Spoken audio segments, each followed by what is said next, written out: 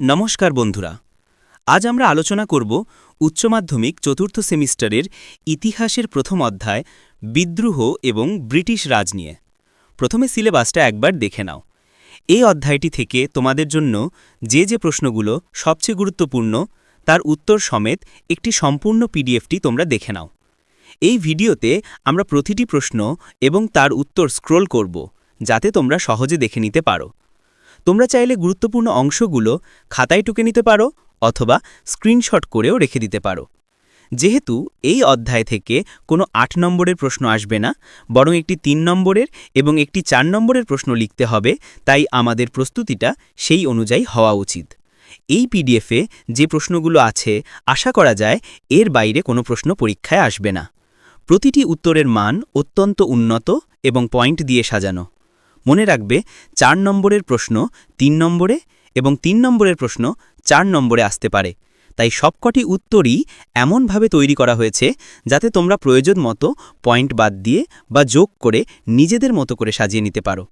জানা একটু দুর্বল, তাদের জন্য পরে একটি ভিডিওতে আরও কম গুরুত্বপূর্ণ প্রশ্ন থাকবে। এই পিডিএফটি সম্পূর্ণ বিনামূল্যে সংগ্রহ করতে হলে ডেসক্রিপশানে দেওয়া আমাদের হোয়াটসঅ্যাপ চ্যানেলের লিঙ্কে এক্ষুনি জয়েন করে নাও।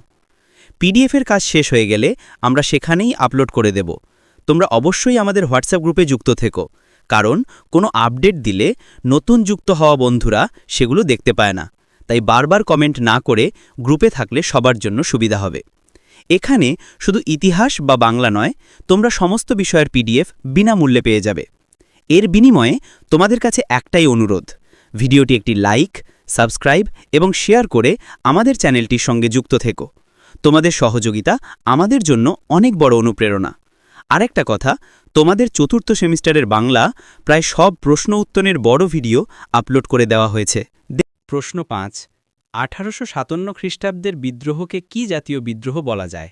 আর এটা কিন্তু গুরুত্বপূর্ণ প্রশ্ন। উত্তরটি দেখে নাও।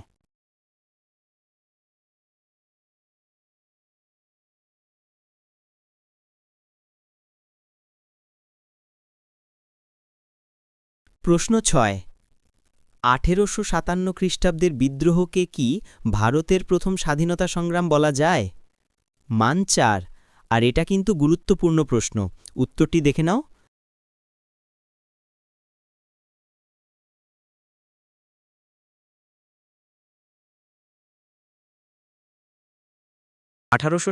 সালের মহাবিদ্রোহকে কি সামন্ত শ্রেণীর বিদ্রোহ বলা যায়? অথবা ১৮৫৭ খ্রিস্টাব্দের বিদ্রোহকে কি সামন্ততন্ত্রের মৃত্যুকালীন আর্তনাদ বলা যায়? উত্তরটি দেখে নাও।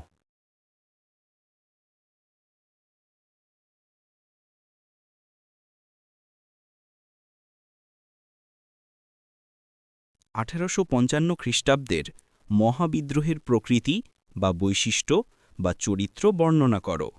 এটা কিন্তু আলাদা প্রশ্ন নয়। উত্তরটি দেখে নাও।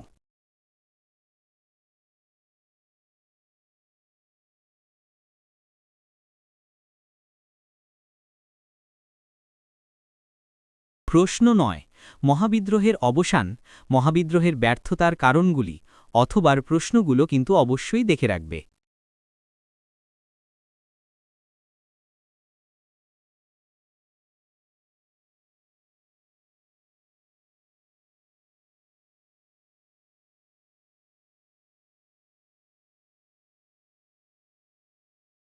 ১৮৫৭ সালে সিপাহী বা মহাবিদ্রোহ কারণগুলি আলোচনা করো।